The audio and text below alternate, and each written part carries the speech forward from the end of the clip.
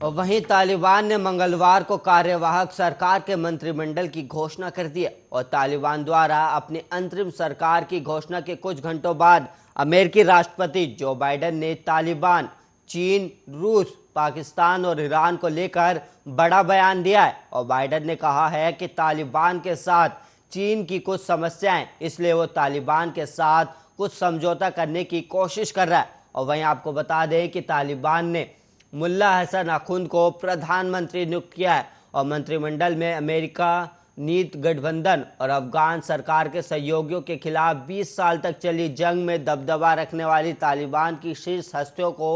शामिल किया गया है। और तालिबान के पिछले शासन के अंतिम सालों में अखुंद ने अंतरिम प्रधानमंत्री के तौर पर काबुल में तालिबान की सरकार का नेतृत्व किया था और अमेरिका के साथ वार्ता का नेतृत्व करने वाले मुल्ला गनी बरादर को उप प्रधानमंत्री बनाया जाएगा। और बरादर ने अमेरिका के साथ समझौते पर हस्ताक्षर किए थे जिसके तहत अमेरिका पूरी तरह अफगानिस्तान से बाहर निकल गया था और इस सरकार में गैर तालिबानियों को जगह दिए जाने की कोई जानकारी नहीं मिली है, जबकि अंतर्राष्ट्रीय समुदाय की सबसे बड़ी मांग है कि अफगानिस्तान में समावेशी सरकार का गठन होना चाहिए। और तालिबान के प्रवक्ता ज़बीउल्लाह मुजाहिद ने मंत्रिमंडल की घोषणा करते हुए कहा कि ये नियुक्तियां अंतरिम सरकार के लिए की गई है और उन्होंने ये नहीं बताया कि मंत्रिमंडल में शामिल लोगों का कार्यकाल कितना लंबा होगा और कैबिनेट में बदलाव के क्या मानदंड होंगे। और अब तक तालिबान ने चुनाव कराने का कोई संकेत भी नहीं दिया है।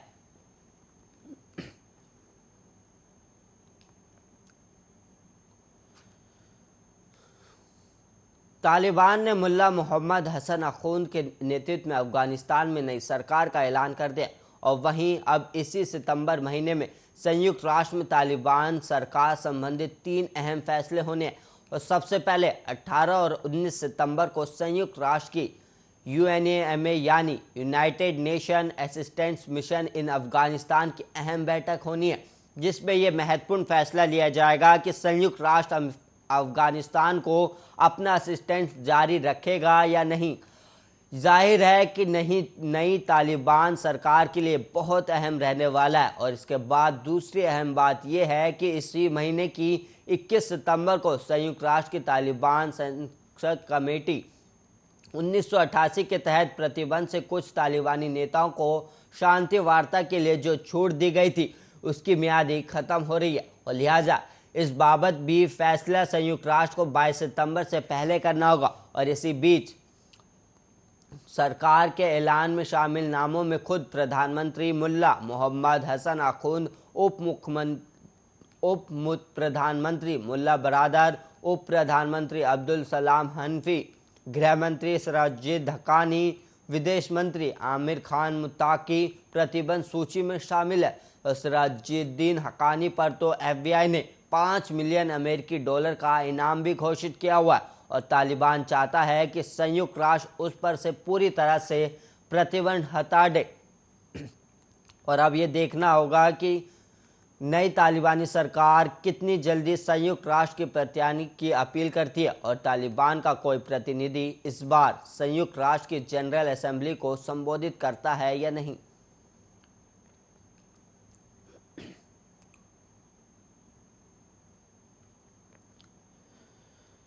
दिल्ली NCR में एक बार फिर बारिश की संभावना है और मौसम विभाग ने बताया है कि आज दिल्ली के कई इलाकों में बारिश हो सकती है, जबकि अगले 5 से 6 दिनों में भारी बारिश भी हो सकती है। और बारिश के कारण जहां लोगों को उमस और तापमान से राहत मिलेगी, तो वहीं जल भराव के कारण लोगों को समस्याओं का भी सामना करना पड़ सकता है।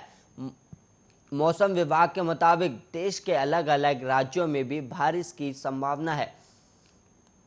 मौसम विभाग ने अनुमान जताया है कि महाराष्ट्र के कई हिस्सों में जोरदार बारिश हो सकती है और मौसम विभाग की ओर से कोंकण क्षेत्र के लिए येलो अलर्ट जारी किया गया और तेलंगाना के कई हिस्सों में जारी भारी बारिश के कारण लोग अस्त व्यस्त हो गए और तेलंगाना के सिरसिला शहर और राजन्ना सिरसिला जिले में भारी बारिश देखने को मिली और झमाझम बारिश के कारण निचले इलाकों में पानी भर गया। पानी भरने के कारण यहाँ का सामान्य जनजीवन बेहाल हो गया और भारी बारिश के कारण मंगलवार को कई गांवों का संपर्क भी टूट गया और बारिश के कारण जहां लोगों को गर्मी से राहत मिली है, वहीं जलभराव की समस्या के कारण लोगों को सड़कों पर चलने में काफी दिक्कतों का सामना करना पड़ रहा है।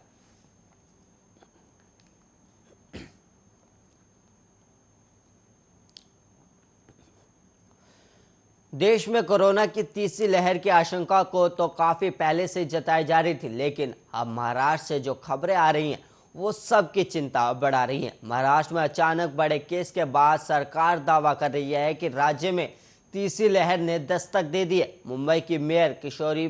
पेडनेकर का कहना है कि कोरोना की लहर आनी नहीं है, आ गई है। और वहीं पिछले कुछ दिनों के मुंबई के आंकड़े देखें तो जहां मुंबई में 30 अगस्त को एक दिन में 334 नए केस आए थे, वहीं 2 मरीजों की मौत हुई थी। और वहीं 31 अगस्त को भी ये आंकड़ा 323 था और एक शख्स की मौत हुई थी। और वहीं सितंबर से केस 400 के ऊपर हो गए और पहले ही सितंबर को 416 नए केस आए और वहीं 4 लोगों की मौत हो गई। और वहीं बात करें 2 सितंबर की, तो 2 सितंबर को 441 नए केस आए और 3 लोगों की मौत हो गई। और वहीं 3 सितंबर को भी 442 नए केस आए और 3 लोगों की मौत हो गई। लगातार बढ़ते केस के बावजूद लोग मानने को तैयार नहीं है और शहर के अलग अलग बाजारों में लोगों की भीड़ देखकर लगता ही नहीं कि मुंबई के लोगों में कोरोना का कोई खौफ है। और अचानक से बढ़ते कोरोना केस को लेकर सरकार और प्रशासन अलर्ट हो गया है और वहीं एहतियातन कदम उठाने शुरू कर दिए। और नागपुर में रेस्टोरेंट शाम 8 बजे और दुकानें शाम 4 बजे बंद करने का आदेश जारी कर दिया गया। और वहीं मुंबई और पुणे में भी लोग जिस तरह से लापरवाहियां कर रहे हैं, यहां भी जल्द ही पाबंदियां लगाई जा सकती हैं।